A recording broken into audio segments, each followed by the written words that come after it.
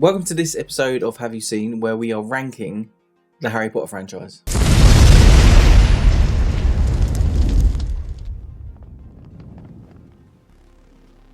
What did he say, dear? So it's 1 to 8. 8 to 1. 8 to 1.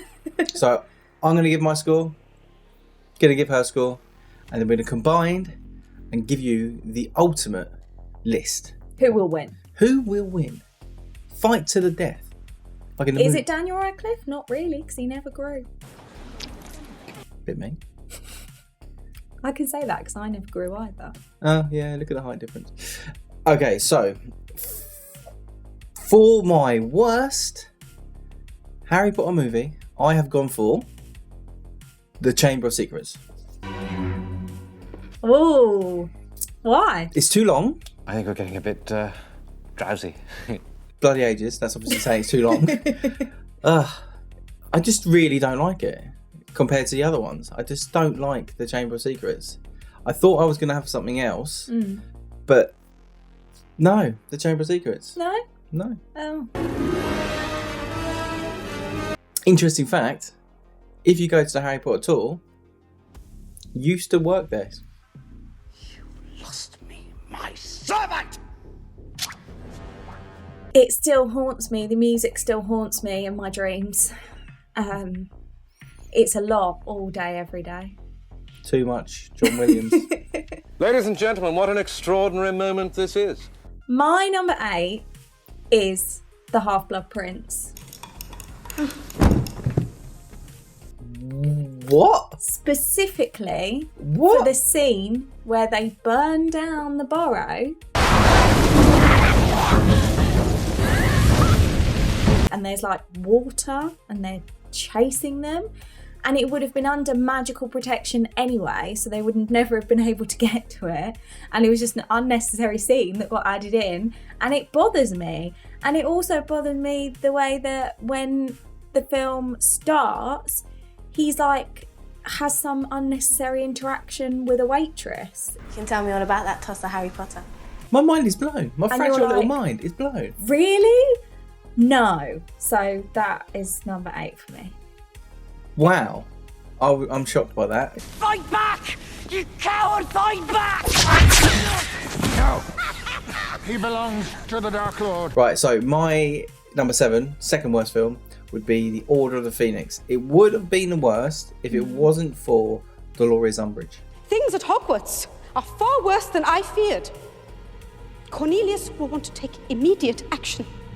Yeah. She is, the actress is, who is now in The Crown, playing the Queen, I believe. I believe it's playing the Queen. Yeah. She was brilliant. I hated her so much that it made me hate the film. Because that you know, I just wanted to, if there was a teacher like that, just, oh yeah, do you know someone like that? It reminds me of a politician.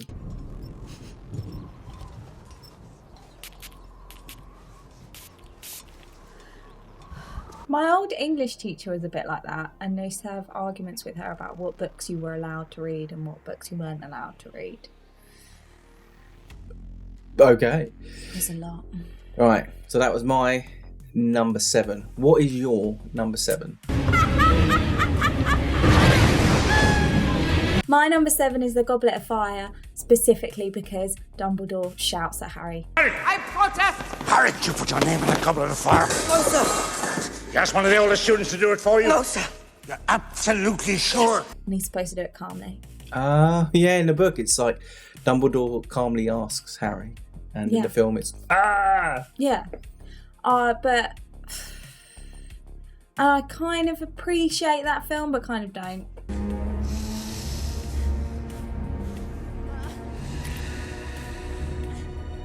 My number 6 would be The Philosopher's Stone. Mainly because they'd never acted before and the acting was quite bad. The CGI was god awful.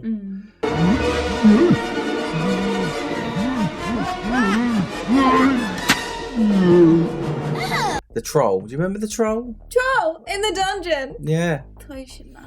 No, it was just awful. I mean, because it's the start of something and you meeting going into the world and you're seeing the castle and all that, that was good. So that's why it's not the worst one. But I just Did you know no. they thought that Harry Potter would not be a successful franchise, so they were only meant to make one film. Oh, So that film is like a standalone. You're a wizard, Harry. I'm a what? A wizard. Okay, yeah, It I got see so that. popular, but it was kind of made as a standalone British film that they didn't think would do very well. That's why you got all the British staff in there. Yeah. Staff? All the British actors in there. I don't think they cast many American actors. No. And I think that was the author's choice. Yeah, probably. She wanted it to be a British film, and that's why a lot of the extras were local. Yeah, they were. They're all from around this area. All from the schools. Your school, not my school, but your school. Yeah. Yeah. I know you. You're nearly Headless Nick. I prefer Sir Nicholas, if you don't mind. My number 6 is the first Deathly Hallows film, specifically because they make Harry and Ginny super awkward.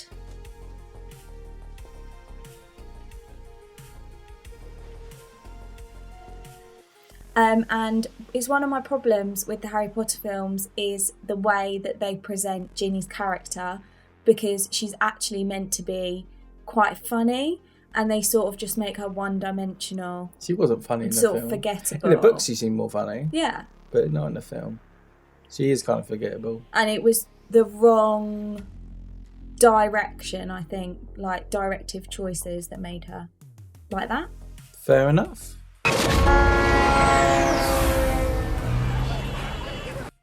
Okay, so my number 5 is the Goblet of Fire. Excellent! We now have our 3 champions. Why?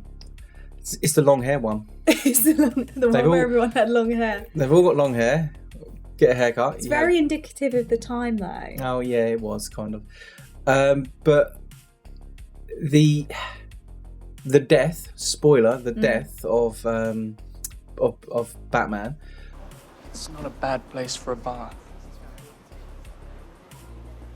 Just take your egg and mull things over in the hot water. Was awful. It was just rubbish. I was like, ugh, I don't care. Who is this guy? I don't care. Oh, he's a bit older than him, and he's gonna look out for him in a film. Oh no, he's died. Everyone's so upset. Who? Who is he? What was his name? Yeah, but that's kind of the Cedric thing. Diggory. Voldemort doesn't care. who Exactly. you are. He just, that's why he says No. kill the spare. It's not about that. It's not about Voldemort killing the spare. It's about the character, the acting Oh, yeah. of Robert Pattinson. Mm. It's just like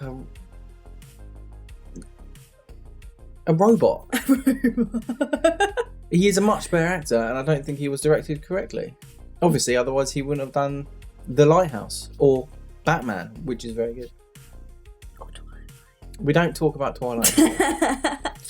This is my boy! My number 5 is the second Deathly Hallows film. You want to know why?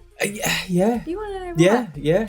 The first reason is because Voldemort disintegrates.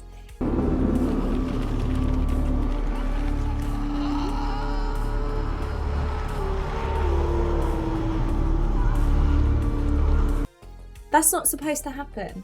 The whole actual point of it is that they kill all his Horcruxes and he's human and he just dies like a human because he's got no power left. A wizardness. Yeah. And the second reason is because Harry doesn't use the Elder Wand to fix his own wand. It's mine. So in the book, before he snaps it and like throws it away, he uses it to fix his wand because his wand is important to him, obviously, because it chose him and it was broken, and that it would have taken them 2 minutes to put that in. Yeah, I guess and they so. didn't. I guess so. So it bothers me slightly. Okay. And also the thing where they fall off the tower together and like it's that weird like fight scene thing. Oh, come on, Tom. Let's finish this the way we started it. Together. Not sure about that. No. The CGI in that was a bit. Anyhow. Not my daughter, you bitch. Right, so my number 4 is Deathly Hallows Part 1. Ah. Because they spend too long in a tent.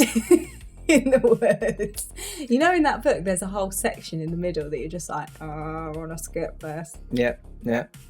It was basically too long in the woods. I don't like things that aren't fast-paced, you know. Keep on going. Give the people what they want. They want to get to the end. They know what's coming. Everyone's read the book. And, why are we in the woods? We're in a tent. Cool. Obviously, the bit with Dobby was a bit tearjerker because Dobby. But Dobby is different from the book. Dobby's more in the book than he is in the film. But again, I think we're just saying the books are better. That would be mine. This is what we got from this review of the films: is read the books, ignore the films. No, see the films; they're good. If you've never read the books, watch the films. Yeah, definitely.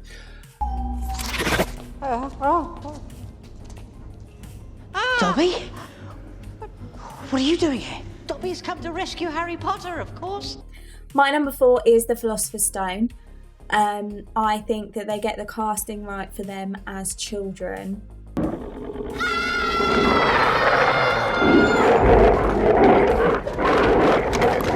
It's just like a happy little Christmassy film. It's quite Christmassy, There's a Christmas scene. It's quite heartwarming. All of them have Christmas scenes. But it's quite heartwarming, isn't it? It's like, ooh, these little children going off to magic school. You know, I quite like it. I'm not going home. Not really. My number 3 would be the Half-Blood Prince. Harry went off on his own, did his own thing really, and he ignored everyone. And it was better when he was learning potion stuff and, you know, going off with Dumbledore. And, you know, obviously what happens to Dumbledore. Sorry, I can't not say Dumbledore. If you've seen the film, you know why it's Dumbledore and not Dumbledore. I just like that one. Yeah. You know, as my number 3. Good evening, Draco. What brings you here on this fine spring evening? My number 3 is the Chamber of Secrets. And I like the Chamber of Secrets because I like Dobby. Dobby, get back here.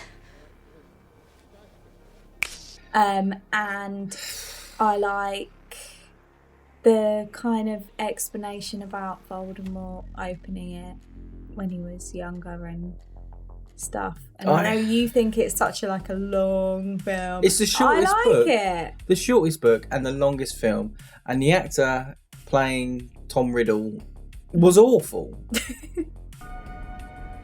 Tom Riddle. What do you mean she won't wake? She's not. She's still alive, but only just. Okay, so my number 2 would be Deathly Hallows Part 2. Now, I would prefer to have Deathly Hallows Part 1 and 2 as one film because I don't see the point in the break. Obviously, the break was to make more money, and that's an obvious thing. If you've seen our short, I pretend like I don't know why I did it. It's obvious for money. But I think films nowadays can be 4.5 hours long if you have an intermission. Think of it as like going to the theatre. It's a special place going to cinema. Yeah. So have a little intermission, do your things, back to it. Straight away. I mean, if we were to watch like the Blu-rays or something of Harry Potter and the Deathly Hallows, we'd do both straight away. I mean, that's what they did at the Twiathon. Oh God, with Twilight. I went to see all of the Twilight films when the last one came out, the Twiathon, and they had little intermissions. Maybe they should just make a Harry Potter Deathly Hallows-a-thon. See, I saw a film way back when I was small, called Robin Hood, Prince of Thieves. That's how old I am. I was small when that came out. That isn't a long film, and there was an intermission in that. All right, we did try to sneak into Teenage Mutant Ninja Turtles: Secret of the Ooze, which was playing at the same time, but it was an intermission in a shorter film. Maybe that's the way to get people to go to the cinema again. Intermissions, you get people to spend more money in your... It's stupidly expensive. Get your snacks. Yeah. Yeah. Hi, here's some popcorn. That's £33. How much for me? 5 galleons. I'm your brother. 10 galleons. My number 2 is The Prisoner of Azkaban. Why do I find that so funny? The Prisoner of Azkaban. Yeah. Okay. The only small problem I have with this film is that they never actually explain, with the Marauders map, they never actually explain that Harry's dad and Lupin and Sirius and Peter Pettigrew are the Marauders. Oh, okay. Like that they made it. Okay, you'd rather... It's implied, but it's not like explained. So unless you have read the books, I feel like some of the stuff in that film you wouldn't really get. Okay, but obviously when you adapt a book to a screenplay, you have to cut out a lot. And they didn't do that in Chamber of Secrets. That's too long. You bring her back! You bring her back now and you put her right! No, she deserves what she got. No! Keep away from me. You're not allowed to do magic outside school. Yeah? Try me. Yeah. Right, so my number 1 is The Prisoner of Azkaban. It is the best one, and I'll tell you why it's the best one. Not because of the map. Oh, missing out the map stuff. There's time travel. Yeah. There's werewolves. Yeah. There's time travel. See what I did there? Went back. I just like films with time travel in it. Yeah. And I like to see the different perspective from the same thing. You've seen this scene, you know what's going on, but you're seeing it from somewhere else. So it's almost like a time loop. Ooh. You love a time loop. Do love a time loop.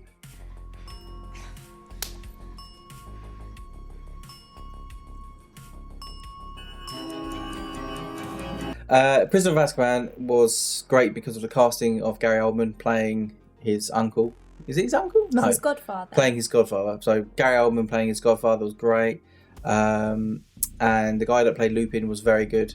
You actually it came across that he was looking out for Harry. Even though, as we all know, someone else was looking out for Harry. But then again, he was, on both sides. Doing a double decoy. Doing the double decoy. Spoilers. He dies. Expecto Patronum! My number 1, almost by default, because I sort of went through and then this was the last one left, is Order of the Phoenix. Really? Wow. So that was the last one left. But I do have some more feelings about Order of the Phoenix. I like the stuff with Dumbledore's army, and I like that it brings in some of the stuff from before. So you find out about his parents fighting a little bit more, but you find out more of that in the book. They also don't include...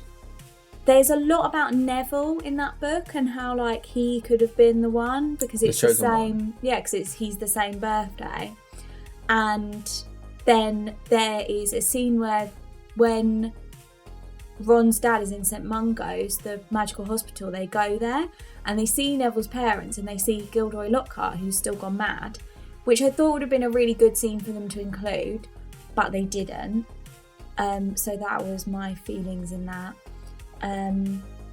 They also could have included that the senator from the first one teaches divination. Yeah, I remember that. And then that's the reason why they sort of get involved at the Battle of Hogwarts at the end, which they don't really say. Yeah, and so, but I would say I have a lot of complaints about this, but I've put it as the top one, so I don't know what my list making skills are about. Fair enough. So those are our lists. It's our opinion, so that's fair enough. But like we said, we're going to join forces and give you the definitive top 8. Okay, so we have decided which ones are the best. Okay. And which order they're going to go in. So, coming in at number 8 is... The Philosopher's Stone. Ooh, Philosopher's Stone. The first film and the worst film.